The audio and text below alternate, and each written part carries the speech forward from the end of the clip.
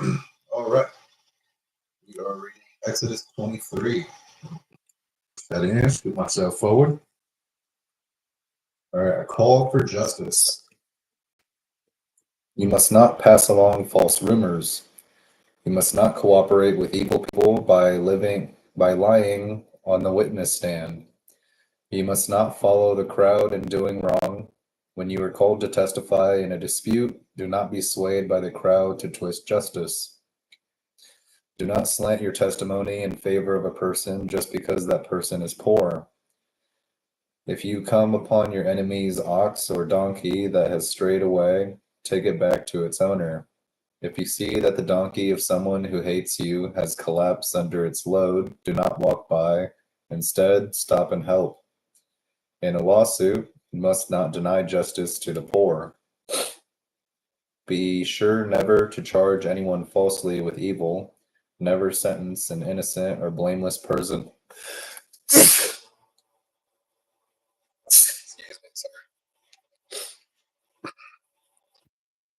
Never sentence an innocent or blameless person to death, for I never declare a guilty person to be innocent. Take no bribes, for a bribe makes you ignore something that you clearly see. A bribe makes even a righteous person twist the truth. You must not oppress foreigners. You know what it's like to be a foreigner, for you yourselves were once foreigners in the land of Egypt. Plant and harvest your crops for 6 years, but let the land be renewed and lie cultivated during the 7th year. Then let the poor among you harvest whatever grows on its own. Leave the rest for wild animals to eat. The same applies to your vineyards and olive groves. You have 6 days each week for your ordinary work, but on the 7th day you must stop working. This gives your ox and your donkey a chance to rest. It also allows your slaves and the foreigners living among you to be refreshed. Pay close attention to all my instructions.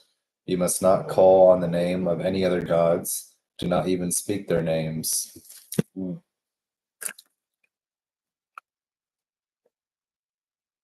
Love sour Skittles.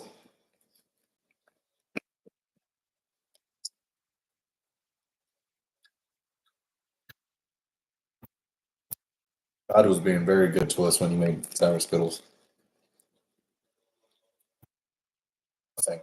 All right. 3 annual festivals. Each year, you must celebrate 3 festivals in my honor. First, celebrate the festival of unleavened bread. For 7 days, the bread you eat must be made without yeast, just as I commanded you. Celebrate this festival annually at the appointed time in the early spring in the month of Abib, for that is the anniversary of your departure from Egypt. No one may appear before me without an offering. Second, celebrate the festival of harvest. When you bring me the first crops of your harvest,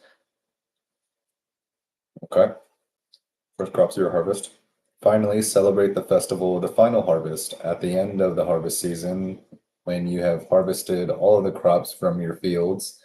At least 3 times each year, every man in Israel must appear before the sovereign, the Lord. You must not offer the blood of my sacrificial offerings together with any baked goods containing yeast. And do not leave the fat from the festival offerings until the next morning. As you harvest your crops, bring the very best of the first harvest to the house of the Lord your God. You must not cook a young goat in its mother's milk. A promise of the Lord's presence.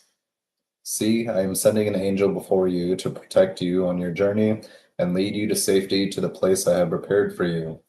Pay close attention to him and obey his instructions. Do not rebel against him, for he is my representative, and he will not forgive your rebellion.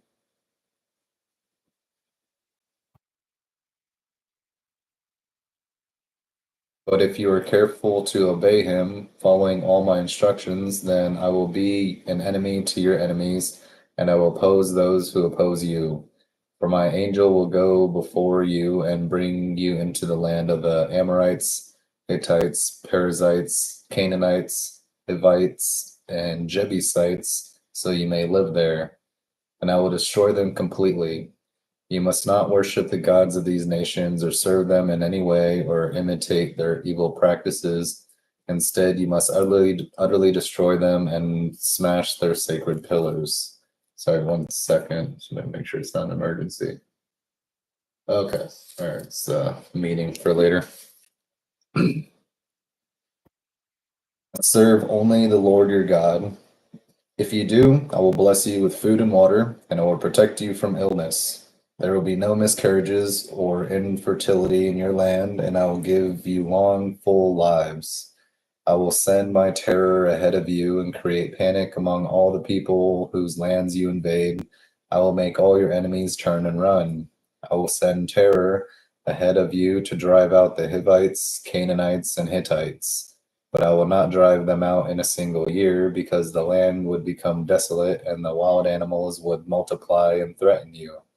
I will drive them out a little at a time until your population has increased enough to take possession of the land. And I will fix your boundaries from the Red Sea to the Mediterranean Sea, and from the eastern wilderness to the Euphrates River. I will hand over to you the people now living in the land, and you will drive them out ahead of you.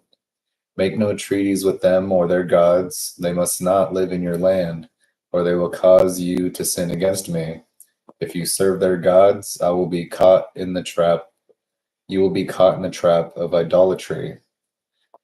All right, it's Exodus 23.